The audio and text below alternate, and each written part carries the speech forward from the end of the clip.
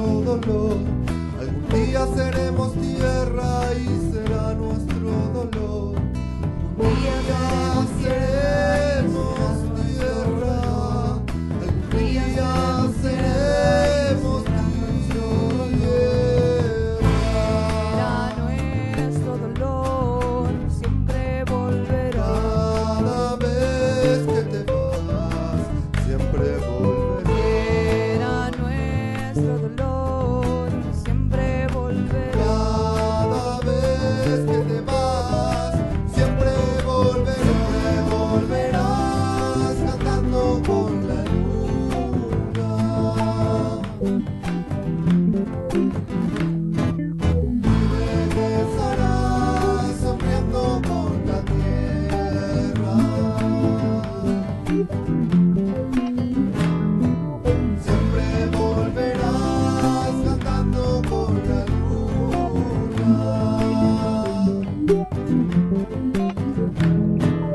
Y regresarás sonriendo con la tierra.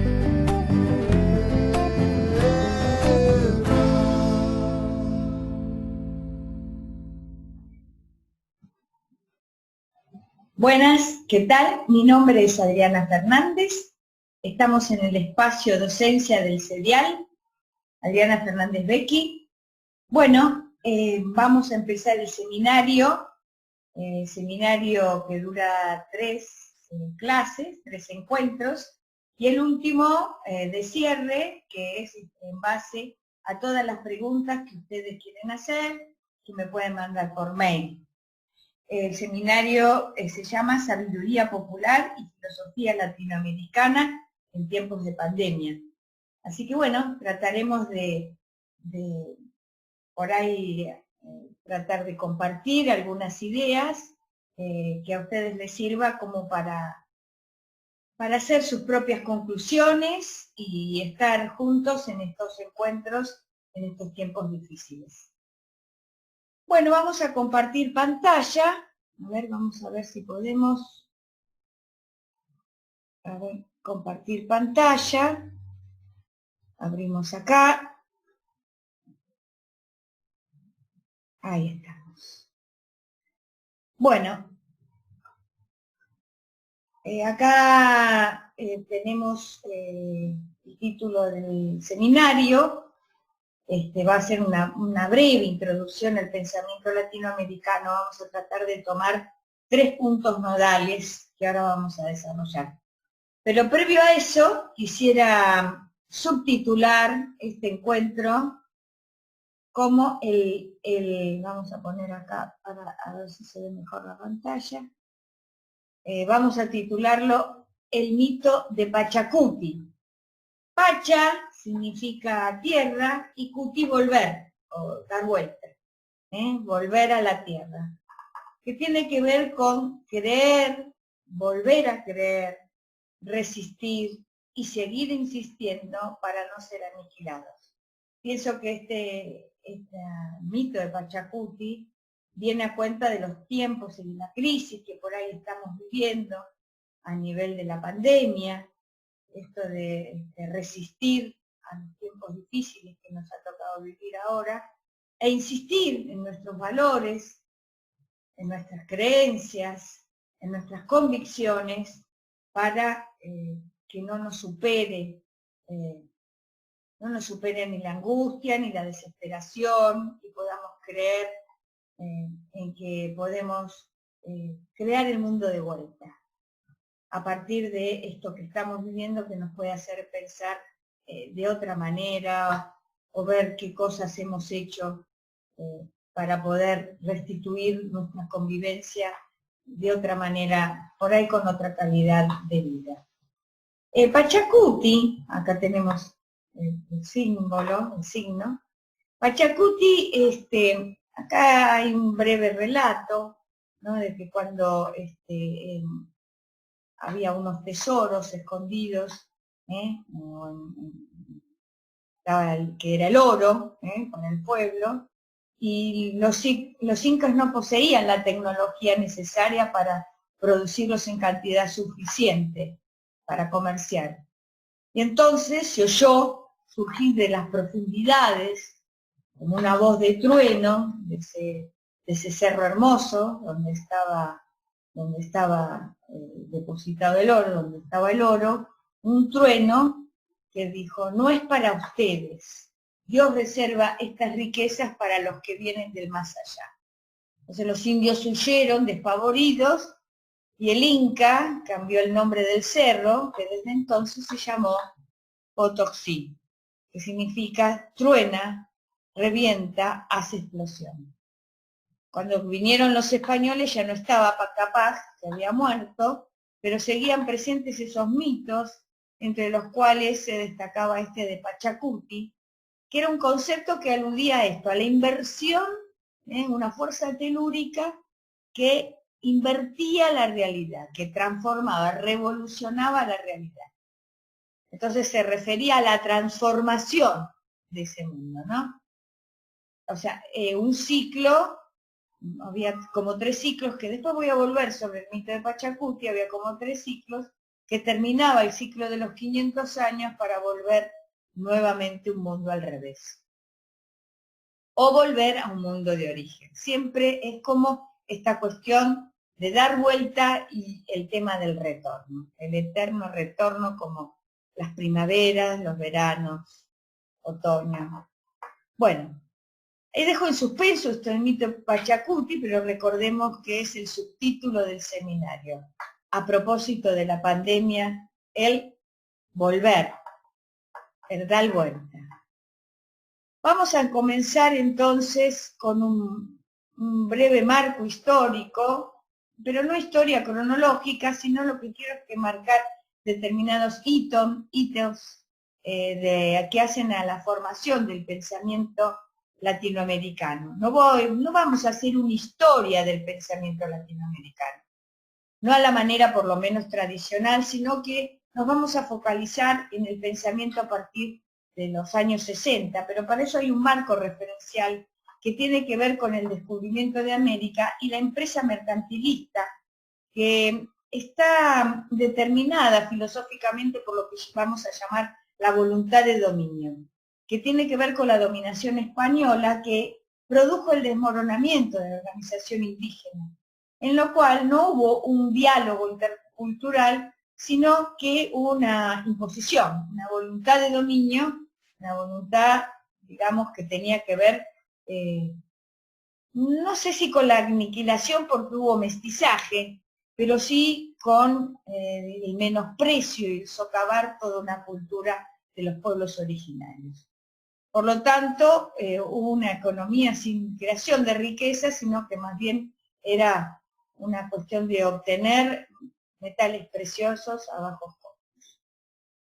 Bueno, esto fue en una etapa, entonces esta voluntad de dominio tiene que ver con un momento histórico que estaba en Europa, que es el modelo filosófico cartesiano de Descartes, que seguramente que muchos han escuchado o han estudiado. Yo pienso, y de eso se deriva yo conquisto, yo domino, un yo, una egolatría, un etnocentrismo se podría decir, que es el que, de alguna manera, el pensamiento que se traslada en el descubrimiento de América. Bueno, digamos posterior, ¿no? Este modelo de pensamiento tiene como un versus, una oposición, que tiene que ver con un subsuelo del originario.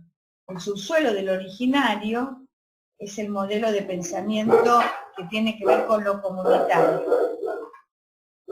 A esto también tenemos otra cuestión que tiene influencia en lo latinoamericano, que es la ilustración anglo-francesa, que hace a la influencia de los movimientos independentistas. Pero, digamos, también hace a la imitación, es decir, un afán de imitación de esos modelos, que tiene que ver sobre todo con las grandes urbes, y con sobre todo Buenos Aires y el Río de la Plata. Y por otro lado, hay un afán de imitación y por otro lado una voluntad de ser. Acá se crea como una dualidad cultural, ¿no?, que hacen a los aspectos filosóficos. Es decir, la imitación del modelo europeo, extranjerizante, y por el otro lado una voluntad de ser que tiene que ver con ese subsuelo del original. Acá tenemos una primera dualidad. Esta América profunda entonces se forma, por un lado, con los proyectos que de a poco se fueron dando, tratando de independizarse, proyectos contra la colonización, y se fue formando un etos que tiene que ver con la independencia y un proyecto soberano. Pero esa dualidad cultural se cristaliza en dos grupos de pensadores. Por un lado, las ideas positivistas de corte liberal, evolucionistas, europeas, y por el otro lado, un impulso de una intelectualidad a favor de un pensamiento nacional, anti-extranjerizante, que se acerca a lo popular. Ese pensamiento, esa dualidad en el pensamiento, que también tiene que ver con lo anterior que dije, el afán de imitación, y por el otro lado, esta cuestión que tiene que ver con la voluntad de ser, se expresa en dos formas de pensar lo real. En términos de Sarmiento sería Facundo Sarmiento, que lo podemos cristalizar en esto que dice acá, civilización y barbarie. Y por el otro lado, en un pensamiento de Kush, que se expresa en la América profunda, que tiene que ver con pulcritud y hedor, ¿no? Lo civilizado pulcro y la barbarie hedienta, ¿no? Siempre se vio, digamos, todo el bárbaro, el cabecita, lo sucio del indígena que se considera, mientras el civilizado europeo, el enciclopedista, el francés, la pulcritud, ¿no? Acá. Y estos dos que se expresan de esta manera, tienen que ver precisamente ideas positivistas de corte liberal europea, evolucionistas, por eso de la barbarie, y por el otro lado el pensamiento nacional que se acerca a lo popular. Esa es la América profunda que se expresa de estas dos maneras. El presentir la autenticidad del pensamiento, esto tiene que ver con la intelectualidad que aborda lo nacional y popular, y que desde allí intenta como hablar más de pensamiento filosófico y no de filosofía latinoamericana, ¿no? Igual nosotros utilizaremos el nombre de filosofía latinoamericana haciendo esta salvedad, ¿no? Será a mediados del siglo XIX. Pero aparece también junto con estas intenciones de presentir la autenticidad del pensamiento propio, un desgarramiento que tiene que ver con la toma de conciencia de tener o de ser en forma simultánea una cuestión de formación europea, pero al mismo tiempo presentir esta forma de pensamiento latinoamericano. O sea, el pensamiento formado desde una filosofía europea, y esto de presentir la autenticidad latinoamericana, el pensamiento, el subsuelo originario de la América profunda. Claro que, bueno, esto vamos a charlarlo más adelante, esto supone una síntesis, o en términos kushianos, una fagocitación, donde lo americano fagocita, a la manera que, como puede ser una ameba, toma y encierra como una vacuola lo americano, ese pensamiento extranjerizante se apropia y lo americaniza. Esto es lo que ha pasado con el pensamiento el pensamiento que surge de lo latinoamericano. Este concepto de fagocitación después en la segunda clase lo vamos a volver a tomar. Pero pensemos en esto, un pensamiento que es una ameba, en donde el suelo, lo originario, la raíz latinoamericano hace como una vacuola y toma ese pensamiento que viene de afuera, se apropia y lo americaniza, lo distorsiona y lo americaniza. Echa una raíz en el suelo y hace como si fuese un injerto. Quizás eso es nuestro pensar mestizo. Creyéndonos occidentales, estamos deformados por el suelo. Y somos americanos, o amerindia, como le gusta decir Scannone. Bueno, allí entonces, a partir de esto, aparece en los años 60 lo llamada filosofía de la liberación, y ahí nombramos a Dussel. Bueno, sin hacer tantas distinciones, no seguimos con la historia, pero queremos marcar unos núcleos que hacen al pensamiento latinoamericano, como centros que nosotros, o nodos, o conceptos nodales que vamos a tratar en estos tres encuentros. Uno que tiene que ver con esto de superar esta dependencia, o esta dependencia-liberación en un pensamiento propio, y que hace centro en un primer concepto, una primera noción, que es la de alteridad, que plantea una experiencia ética que posibilita una apertura al rostro del otro. Y en eso se forma un nosotros, ¿no? Un nosotros, que no es ni uno más uno, sino que es un nos otros. No como suma, sino como articulación, ¿no? Que digamos, lo vamos a tratar después, pero acá hay un primer concepto que tiene que ver con esta filosofía latinoamericana.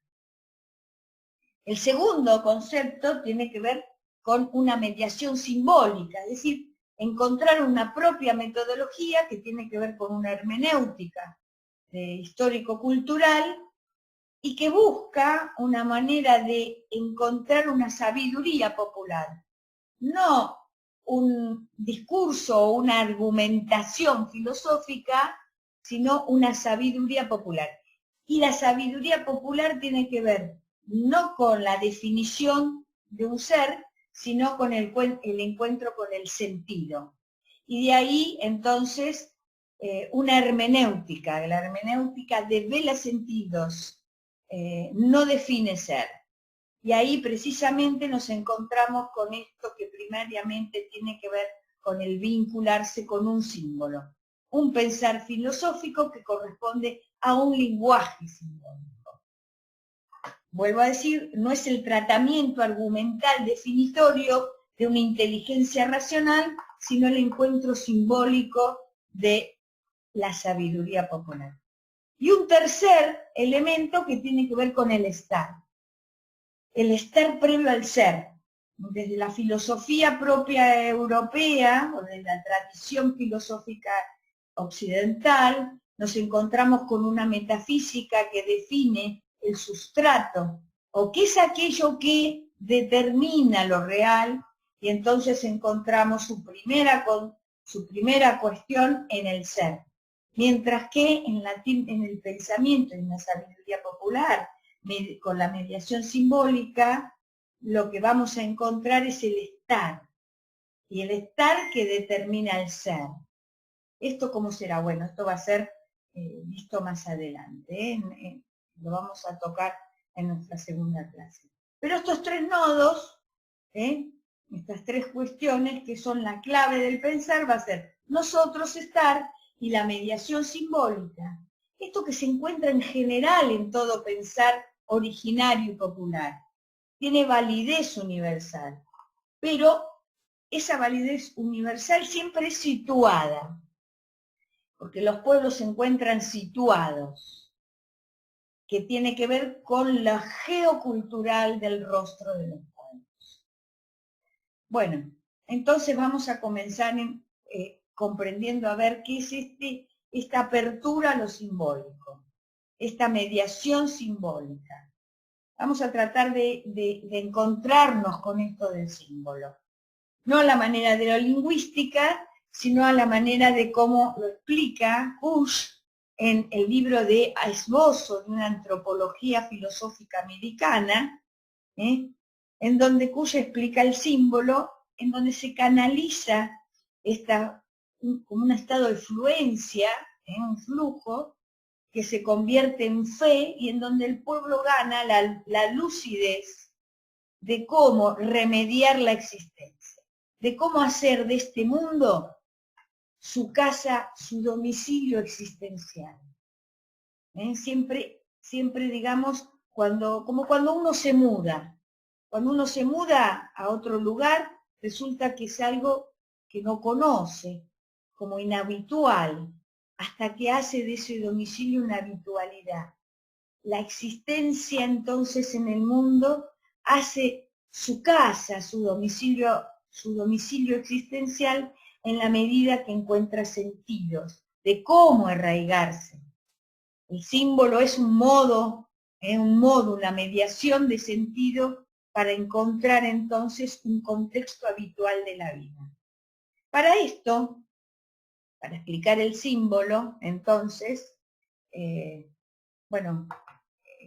nos va a servir como una forma de pensamiento que tiene que ver con esta cuestión de pensar para comprender los problemas. Nosotros estamos en la Tierra que vemos acá, es lo que vamos a desplegar a lo largo de los encuentros. Va a ser como el núcleo simbólico que vamos a desarrollar. Ahora vamos a ir entonces a algo más específico, que es a este primer acercamiento al símbolo. El símbolo entonces, como decimos, abre al sustrato básico del existir.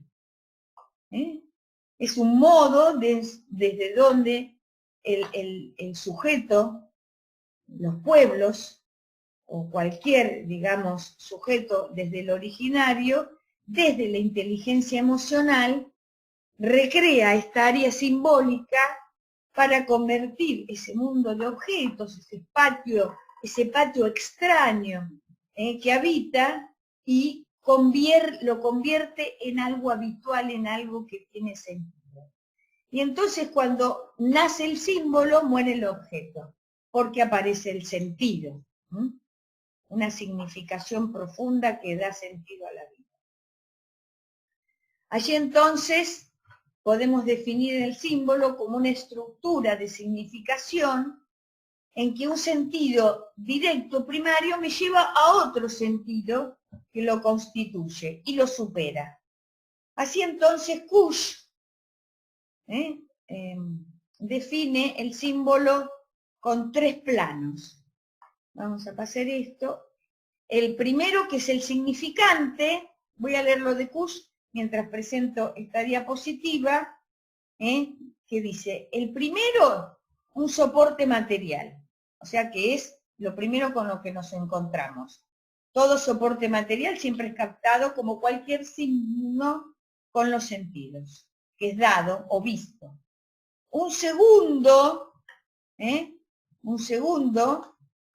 que es el primer significado. Segundo momento, segundo plano, que es un primer significado. Ahí decimos que tiene que ver con lo unívoco, o sea, una sola voz, un solo significado. Y este es elaborado por la inteligencia racional. Después un tercer plano, que tiene que ver con esta aparición de un centro luminoso, que acá lo vemos con lo plurívoco, es elaborado con la inteligencia emocional, porque se puede decodificar de distintas maneras según esta situacionalidad de los pueblos o de las regiones, y que genera un cuarto plano en donde aparece entonces el área, dice Kusch, el área donde se dan los sentidos en general, algo así como lo absoluto. Esta revelación de sentidos nosotros acá apuntamos también que es una forma de conducta de comprometerse con la vida, en tanto y en cuanto aparece un sentido que hace que se arraigue a la vida o al suelo de una determinada manera. Para explicar estos tres planos, voy a hacer alusión, acá a modo de ejemplo, voy a tomar un párrafo de un texto que por ahí ustedes seguramente conocen, que es una declaración de un jefe Seattle, que más o menos creo que es de 1875, en donde el presidente de los Estados Unidos, Jefferson, en ese momento, le dice que va a comprar las tierras al Piel Roja.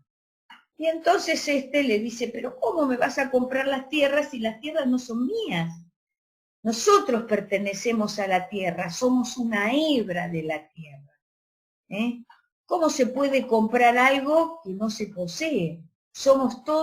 Pertenecemos todos a la misma trama.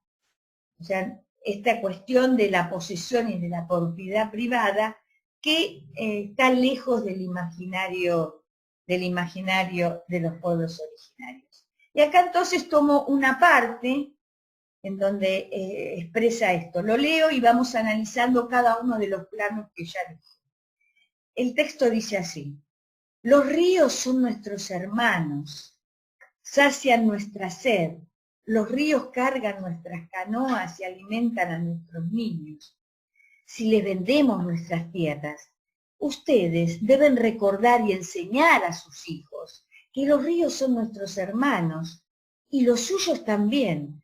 Por lo tanto, ustedes deberán dar a los ríos la bondad que le dedicarían a cualquier hermano. Hasta acá tenemos entonces este párrafo. Ahora vamos a desmenuzarlo de acuerdo a estos 4 planos que hemos dicho recién. El primero era el significante. El significante es el soporte material y es aquello que podemos percibir con nuestros sentidos. Cualquier percepción interna o externa. Los ríos. Vemos los ríos, ese flujo de agua que va por un cauce. Ese es el soporte material. Ahora, el segundo plano, que es el significado, el primer significado, que tiene la característica de lo unívoco, lo racional. Y dice, sacian nuestra sed, los ríos cargan nuestras canoas y alimentan nuestros hijos. Ahí ven que nosotros podemos determinar que eso es algo fáctico, empírico, racional, observable, y que tiene que ver con que el río es un accidente hídrico. Y este significado de que va la canoa, de que calma la sed, esto es universalmente reconocido. Siempre con el mismo significado. Un río es un accidente hídrico que calma la sed y que puede navegarse. Esto es igual para todas, para todos, porque es unívoco. Tiene este solo significado y es elaborado con la inteligencia racional. Pero pasado esto, que hace propio a cualquier componente sísmico, aparece otra determinación, que es este tercer plano, que sería el segundo significado, y es el significado luminoso, que es elaborado con la inteligencia emocional, y que es plurívoco, es decir, que tiene más de un significado. Eso tiene que ver con la situacionalidad de la geocultura, la plurivocidad de sentidos. ¿Pero qué quiere decir luminoso? Luminoso es aquello con lo que nos identificamos en un sentido interno. Es decir, que es algo que hemos introyectado, es en sí introyectado y es de conocimiento interno, hacia la comprensión situada de un conjunto en aquel su convicción le lleva a decir, los ríos son nuestros hermanos. Que puede invitar a una conmoción o a un sentimiento religante. Se convierte en algo sagrado o trascendente porque va más allá.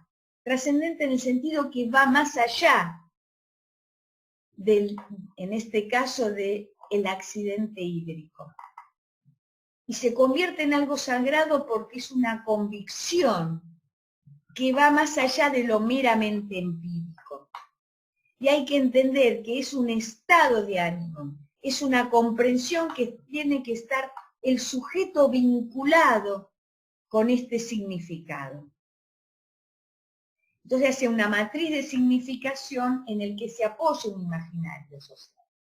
Involucra la subjetividad y es elaborado, vuelvo a decir, por esta inteligencia emocional, en donde el sujeto se involucra en una convicción: los ríos son nuestros hermanos. Ahora, fíjense qué peculiar esto, porque cuando el que cree en este símbolo, como el que ve una cruz, ¿no?, que dice que es salvación, y son dos palitos cruzados, él ve el río y dice, son nuestros hermanos, y todos vemos un río o vemos dos palitos cruzados, y le podemos dar un significado. Pero esto de ir más allá supone romper un principio de identidad lógico. El principio de identidad dice, el río es el río. El río no es nada más que el río. ¿Hay otra dimensión? Sí, ser hermano. ¿Cómo? ¿Es río y hermano? Rompería también el principio de identidad en el cual o es río o es hermano. No, es río y es hermano.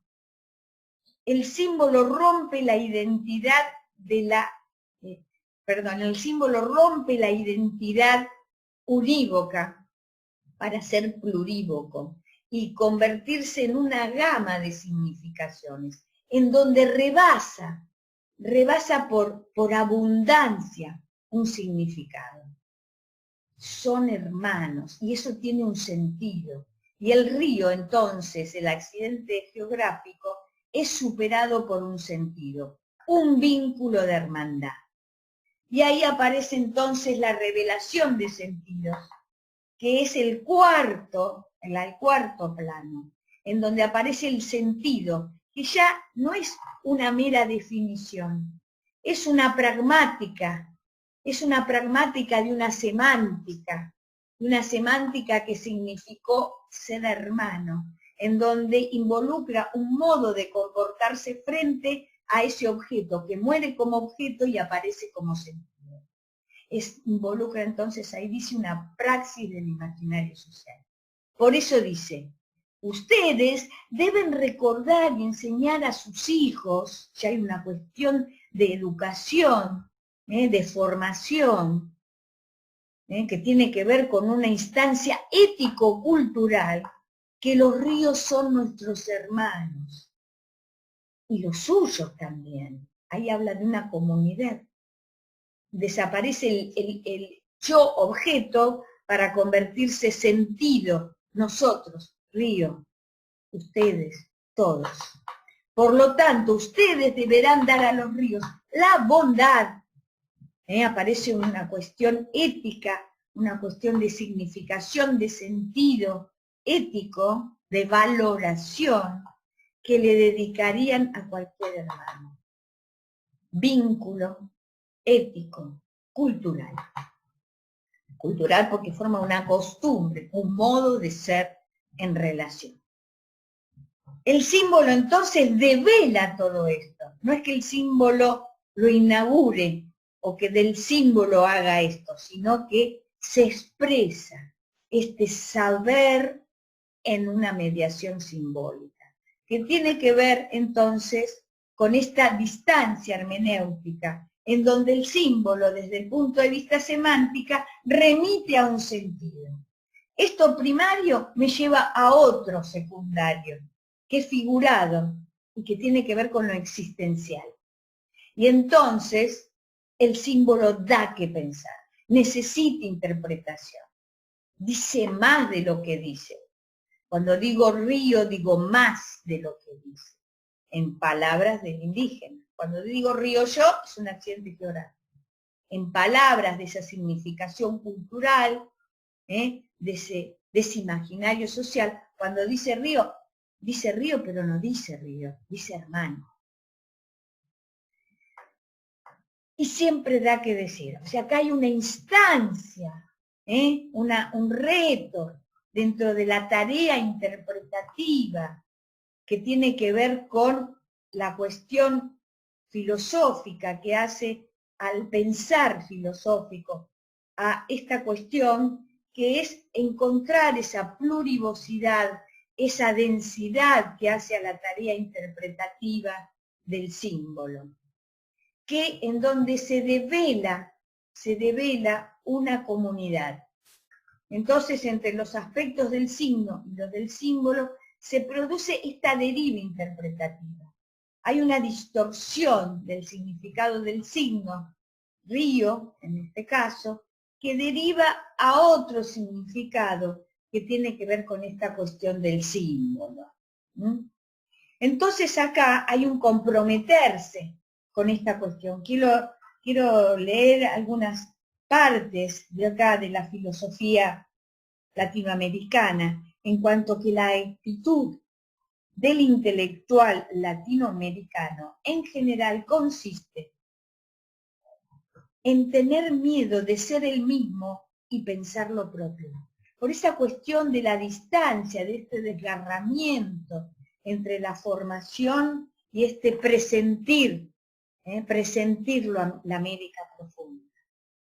A fin de pensar lo nuestro, lo latinoamericano, que tiene que ver con levantar las barreras del pensamiento culto, el pensamiento culto, el pensamiento civilizado, el pensamiento pulcro. Levantar esas barreras en favor del pensamiento popular. El pensar culto se rige por el modelo de la racionalidad. Esa racionalidad que tiene que ver con una inteligencia, digamos, que presiente una univocidad, no presiente, digamos, define desde lo unívoco. Y es sistemático. Y tiende a cristalizarse en forma enciclopédica. Y un pensar lo popular, que es en cambio pensar en el área de lo marginal, en un nosotros mismos también, ¿no? Acá viene a cuenta este símbolo también que podemos tomar propio del pensamiento popular latinoamericano. Se cuenta que el Inca Atahualpa, que cuando el padre Valverde le ofreció la Biblia, no sabiendo de qué se trataba, la olió. Pensar lo nuestro sería algo así, como ponernos del lado de quienes huelen la Biblia en vez de leerla. En un mundo en que por un lado hay dioses y por el otro viajes espaciales, etc., hay un jugarse por aquello que tiene que ver más por nosotros mismos en oler que en apostar en algo racional y determinado. Entonces esta es la tarea interpretativa, ¿no? Esto que jugamos entre estas dos cuestiones. Entonces podría decirse que esta tarea interpretativa hay una relación dialéctica, en donde se niega este primer significado para desbordar en una segunda significación, que se encuentran entonces en esta revelación de sentido, se supera en esta revelación de sentido. Acá nos encontramos entonces que esta tarea interpretativa supone comprenderse a sí mismo en la praxis. Comprendernos a nosotros mismos mientras este pensar se expresa y comprender, digamos, quizás este sea el primer punto, ¿no?, en donde nosotros nos encontramos dentro de la filosofía, empezar desde comprender esta praxis de la sabiduría popular para desde allí remontarnos al sentido. Por lo tanto, se relaciona directamente con los patrones de conducta de los actores sociales implicados, en donde se ve que este símbolo que determina un sentido propicia una identidad configurando el imaginario social, un determinado nosotros. Esto hace a una deriva interpretativa en donde esto precisamente reclama un trabajo exegético, esto se le llama deriva interpretativa, la comprensión y la interpretación de estos significados, que hay un reenvío entonces de esta primer acercamiento que puede ser perceptual hacia el sentido. Entonces hay que expresar un significado que siempre es metafórico. Hay una narración. Y cuando esa narración tiene como núcleo el símbolo, el sujeto en ese discurso discurre. ¿Qué quiere decir? Que el sujeto se va, en tanto y en cuanto cuenta el símbolo, se cuenta a sí mismo. La narración del símbolo es una narración de sí mismo, porque se encuentra su identidad en tanto que expresada de otra manera, como símbolo. Por eso, digamos, permanentemente podemos inclusive nosotros mismos adentrarnos en nuestros pequeños símbolos y darnos cuenta cómo allí se expresan nuestras convicciones a través de ese símbolo, que puede ser una flor, una identidad, una bandera, una palabra. Y ahora volvemos, quiero terminar volviendo, como les dije, es volver, la historia de los, digamos, de los pueblos originarios no es lineal, no es evolucionista, sino que es cíclica, como la naturaleza, que se da por ciclos de renovación. También el Pachacuti, vuelvo al Pachacuti, tiene con esto de Pacha, tierra que vuelve. Pacha, que es la madre, desde donde salimos, la identidad. Ese mismo texto que les dije de Pacha, del Piel Roja, decía que cuando los hombres se escupen en el suelo, se escupen a sí mismos. Y algún día terminarán sofocados por sus mismos desperdicios. Pero siempre Pachacuti para volver, que es una figura emblemática de un nuevo orden. Así pues, viene el caso de insistir. ¿Qué significado tienen todos estos elementos simbólicos asociados entonces a la fase de cambio, caos, nuevo orden? Por eso pensar lo americano desde la pandemia es pensar Pachacuti. Cambio, caos, nuevo orden.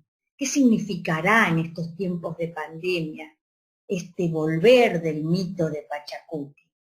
De pasar por movimientos, por momentos de sufrimiento y angustia y esperar una nueva época. ¿Qué significa esto de una mediación simbólica desde el pensamiento del magma originario de los pueblos?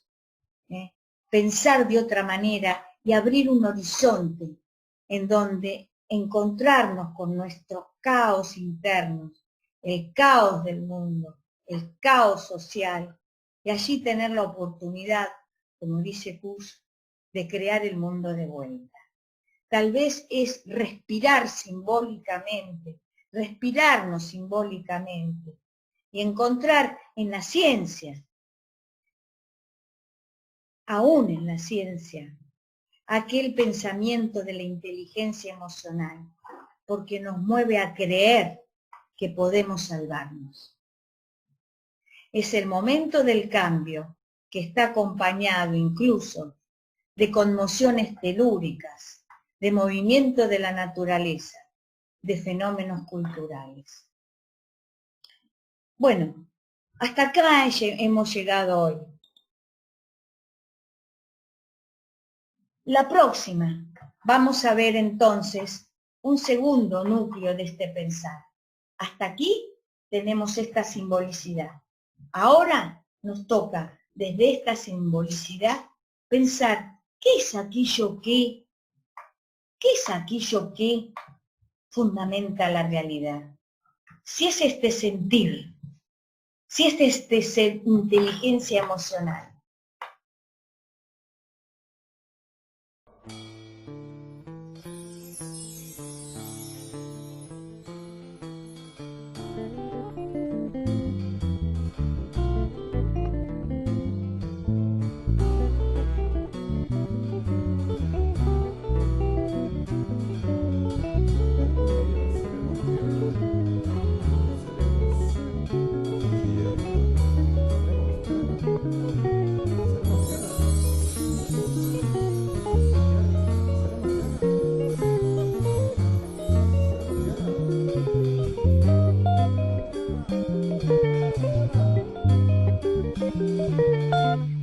Algún día seremos tierra y será nuestro dolor. Algún día seremos tierra y será nuestro dolor. Algún día seremos tierra. Algún día seremos Era nuestro dolor, siempre volverá.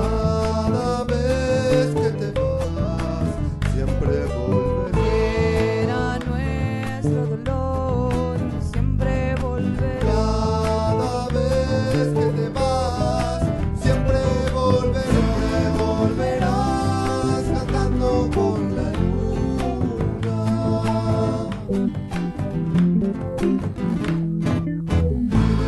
Regresarás sonriendo con la tierra.